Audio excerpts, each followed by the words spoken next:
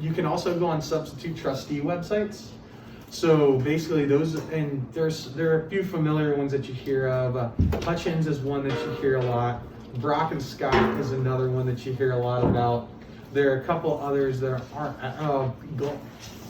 Glass, Haskell, Nodell, Glasgow, and Nodell, Glass, and Haskell is a third one. And you see them pretty frequently. They all have websites, and they'll advertise their websites on they'll advertise their foreclosures on their websites. And then generally foreclosures, a lot of judicial sales also have to be put in newspapers. So if you pay attention to periodicals like Charlotte Observer, the Tribune in Concord, the Salisbury newspaper, someone can tell me what that's called.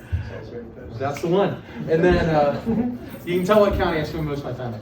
But those newspapers should have some foreclosure sales also.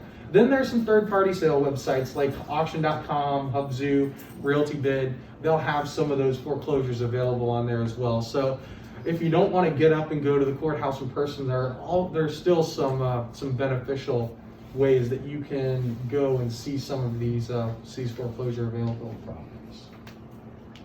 So if you yourself or you have a buyer who wants to bid on or buy a foreclosure property, here are kind of what I consider the important things to do.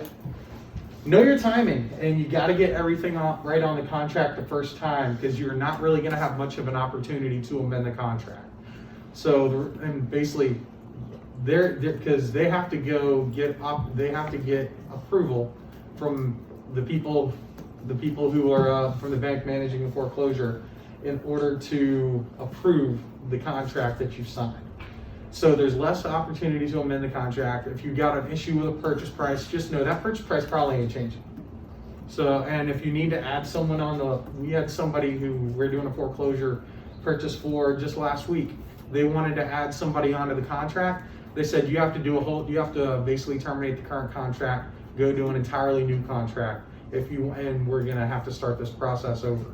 And so, I mean, make sure you get everything right the first time you do the contract. Also, get a title search first if you can, because as I said before, that property you're purchasing is going to be warts and all. The home really is as is. So if you've got some outstanding back taxes, if you've got some outstanding liens, if you've got some outstanding, if a second lender or a second mortgage is foreclosing, it could still leave a first mortgage out there with hundreds of thousands of dollars owed on it. So you think you're getting a great deal, and suddenly, now it turns out you're buying a house that has $200,000 owed on it. So you're kind of in a rough spot. You're just going to get foreclosed on by the first lender anyway. So make sure you get a title search, because otherwise